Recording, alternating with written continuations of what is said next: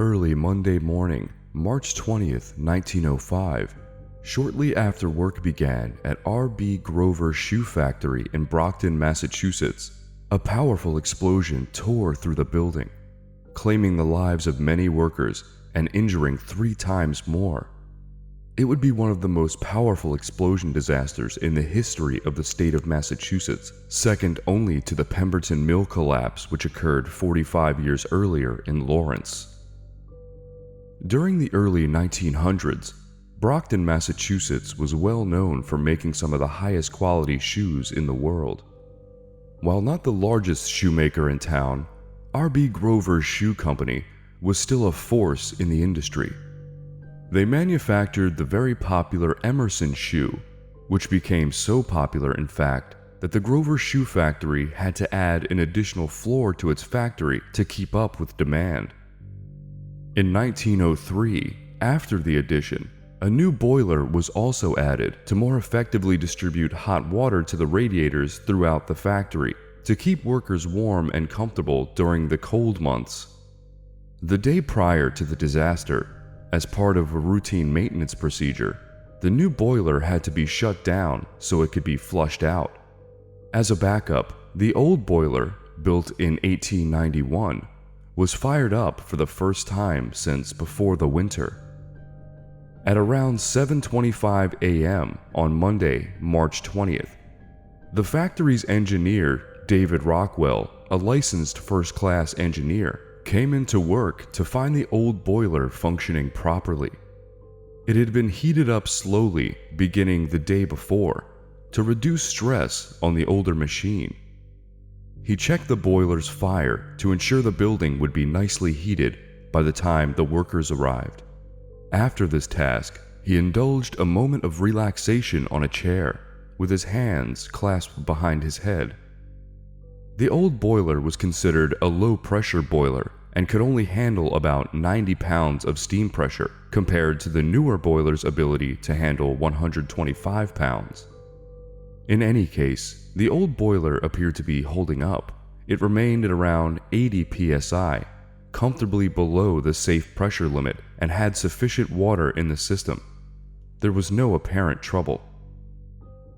At 7:45 a.m., the plant manager called the boiler room to ask Rockwell about strange noises coming from the radiators. As Rockwell had stepped out for the moment, his assistant assured the manager everything was fine. 5 minutes later, at 7:50 a.m., the boiler catastrophically failed.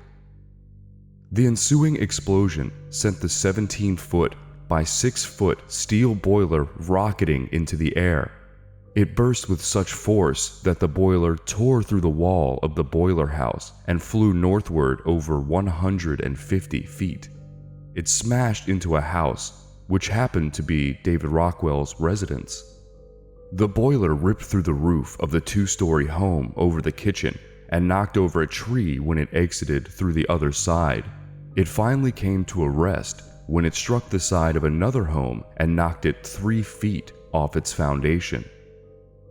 Both David Rockwell's wife, who was in the first home, and Hannah Hood, the occupant of the second home, were unharmed.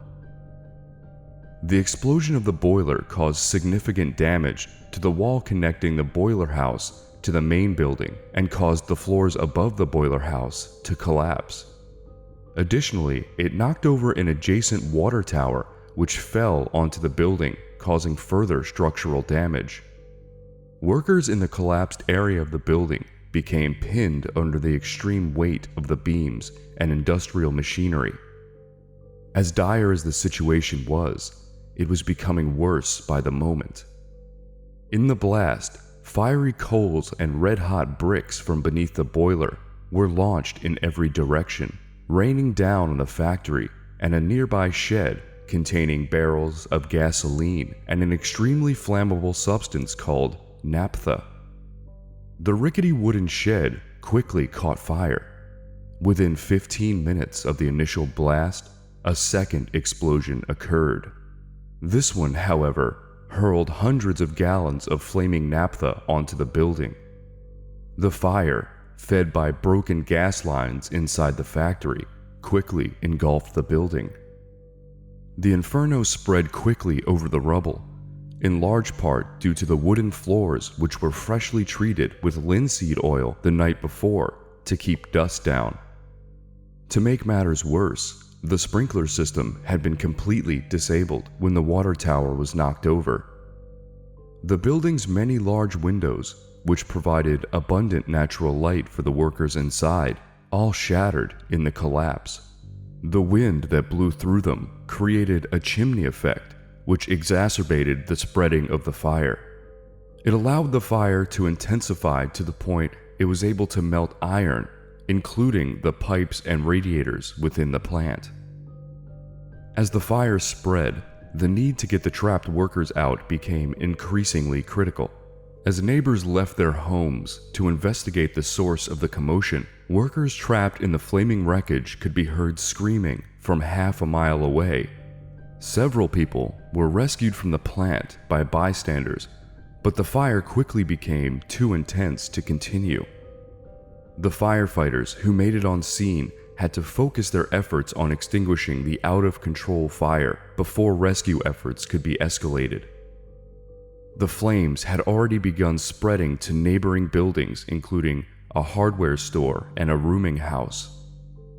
It wasn't until 11 a.m. that the fire was taken under control and the body recovery efforts began. There were between 300 and 400 workers inside the R.B. Grover shoe factory that day. In all, 58 died, either from the initial explosion and ensuing collapse or from being incinerated by the intense inferno that consumed the remains of the building. A study following the disaster found that, if not for the second explosion, there would have likely been 75% fewer casualties. At least 100 people managed to escape unharmed from the building, and 150 escaped with injuries. Despite tedious efforts from the medical examiners, 18 of those who perished were never able to be identified. There was initially some confusion surrounding the status of David Rockwell, the factory's engineer. He was reported as being among the injured, but later could not be found. There was some speculation that he fled the scene. However, from his residence nearby, his wife was able to see into the boiler room window, where she noted seeing him just before the explosion, seated comfortably in his chair. Tragically, his body was later found in the boiler room near the source of the explosion, where he had been thrown violently across the room, only identifiable due to his personal effects. After the event, Rockwell's wife spoke of her late husband's concerns of operating the old boiler. He shared that he didn't feel comfortable operating it at the pressures necessary to supply the 4-story building. This is despite the fact that the boiler had passed an internal inspection a few months prior in December and an external inspection less than a month prior. According to the Hartford Steam Boiler Inspection and Insurance Company, the boiler was in perfectly good condition. In response to Rockwell's wife sharing the concerns of her husband, executives of the Grover Shoe Company stated that they were not only unaware of Rockwell's concerns, but they were also unaware that the old boiler was even being used. They insisted they stayed out of such matters. In reality, no one involved was at fault for this terrible disaster. There was an inherent flaw with the type of boiler being used. They were constructed with double-riveted lap joint seams, which were known to fail. If there was damage to a section of the plate that was overlapped by the joint, it was impossible to identify the damage. Even a factory defect would be hidden. So not only was the new boiler able to handle greater pressure, it was also more strongly constructed, featuring butt joints instead of the lap joints. For this reason, no criminal charges were filed against anyone. After an investigation, District Attorney Asa P. French concluded, "It seems to me it was due to danger peculiar to this type of boiler, a structural danger such as the experts have described. If anyone is morally responsible, it would seem to be the man who devised this particular style of boiler.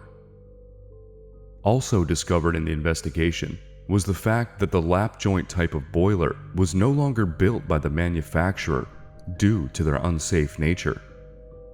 Robbins Grover, owner of the Grover Shoe Company, was not held liable criminally or civilly due to the disaster being declared an accident.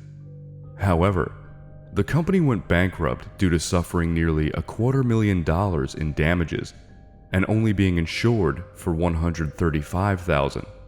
The Boot and Shoe Workers Union paid out more than $100,000 to the families of the deceased. Sadly, boiler explosions were not uncommon at the time.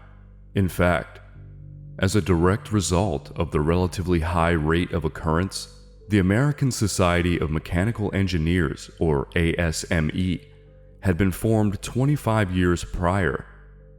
The Grover Shoe Factory disaster, in addition to another fatal boiler explosion in Lynn, Massachusetts the next year, was the catalyst for bringing forth much-needed change in boiler safety. After push from the citizens of Massachusetts, a newly elected governor, and the ASME, Massachusetts passed an act relating to the operation and inspection of steam boilers in 1907, which outlined requirements for inspection and maintenance of steam boilers. This eventually led the way for the passage of similar national laws. 2 days after the disaster, on March 22, 1905, a funeral was held for the deceased factory workers. A memorial to them still exists at the Melrose Cemetery in Brockton. Thanks for watching. If you enjoyed this video, please like and subscribe to my channel for more content like this. Hit the bell icon to get notifications when I release a new video. If you're interested in supporting Motive Horror, use the link in the description to become a patron of my Patreon. Until next time.